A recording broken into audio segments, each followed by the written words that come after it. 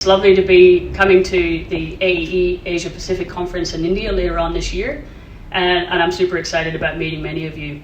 My interest in risk and safety actually started in the field. I was a young practitioner for many years, working in multiple countries, and I became really interested in what we could learn from other industries and other sectors in terms of how to manage safety. That led me on to a research career looking specifically at risk assessment and what can we do to better understand how risks eventuate and emerge in the field and in the office, and what we can do about them to achieve the goals, the safety goals that we're looking to achieve in our programs, but also achieve those educational outcomes that we're also trying to achieve. I have a long time association with AEE. I've been on the Accreditation Council as a liaison to many organizations, as well as also served as a reviewer reviewing wonderful programs around the world. I was asked for this video to talk about what influences my thinking around safety in the outdoors, and I think there's 5 key things for me that really stand out. The first one is that there's always multiple interacting contributing factors that either contribute to safety or to accidents. And this is through a lot of the research that I've been fortunate enough to study, both from the outdoors but also from other sectors around the world. And I think it's this idea that we have to get away from, of this elusive root cause or this single factor that we think contributes and cause incidents.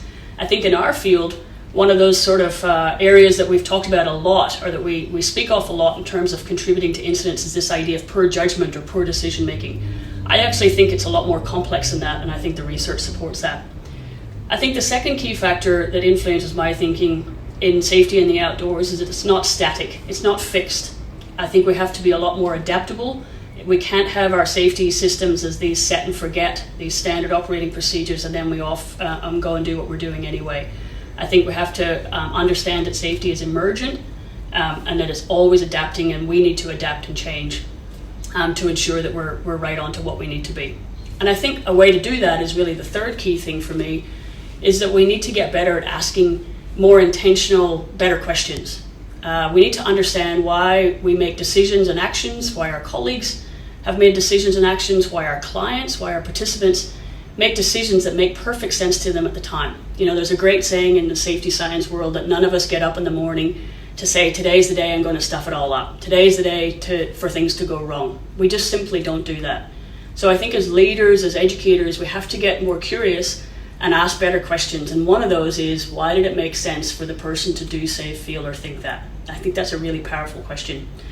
I think the fourth thing is this idea, for me anyway, this idea that safety is not the absence of anything. It's not the absence of accidents.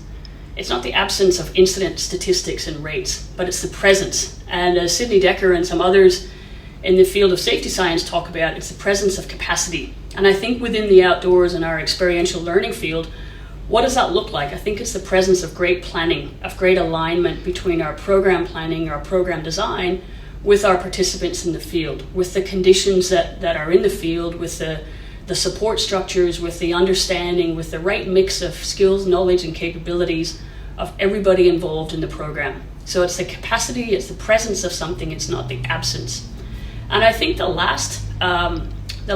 fifth thing for me is this great saying that you can't fix a secret.